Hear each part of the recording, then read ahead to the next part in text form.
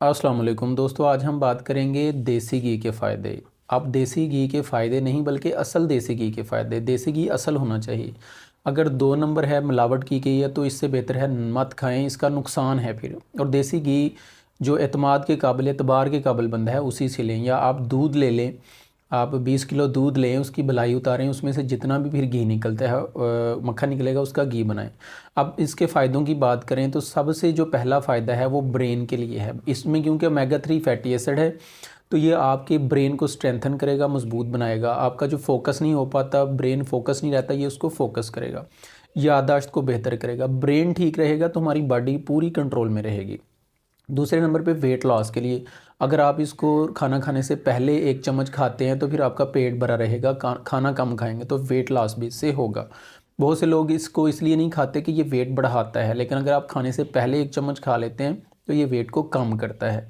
तीसरे नंबर के ऊपर इसका जो फ़ायदा है वो कॉन्जुगेटेड लिनोलिक एसिड की वजह से है, क्योंकि इसमें कॉन्जुगेटेड लिनोलिक एसिड जिसे CLA कहते हैं वो भी है, जो आपकी बैड फैट्स हैं उसको ख़त्म करता है, उस चिकनाई को ख़त्म करता है, जो एक्स्ट्रा पड़ी हुई है बॉडी के अंदर उसको ख़त्म करेगा। एंटी इन्फ्लामेटरी खसूसियत का हामिल है देसी घी। आप खाएंगे तो आपके जिस्म के अंदर जो सोजिश हो जाती है उसी की वजह से फिर ब्लड प्रेशर बढ़ता है, ये उसको कम करेगा। ये जो बैक्टीरियल इन्फेक्शन है, बैक्टीरियल और वायरल इन्फेक्शन, नज़ला ज़ुकाम खांसी वगैरह, उसको बेहतर बनाएगा। इम्यूनिटी बूस्टर है, इम्यूनिटी को मजबूत करेगा। तो आप देसी घी इस्तेमाल करें।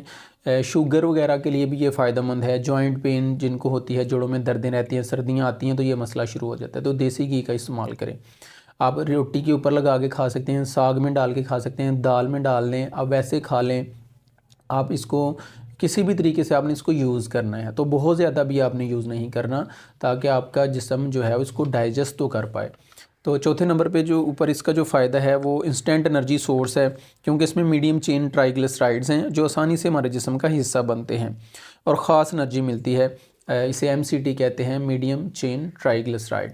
तो आपके जिस्म का हिस्सा जो खुराक खाते हैं वो भी बनेंगे। जिन लोगों को मैदे का मसला रहता है वो आप देसी घी के साथ अगर रोटी लगा के खाते हैं तो वो रोटी हज़म भी होती है और जुज़्वे बदन भी बन जाती है।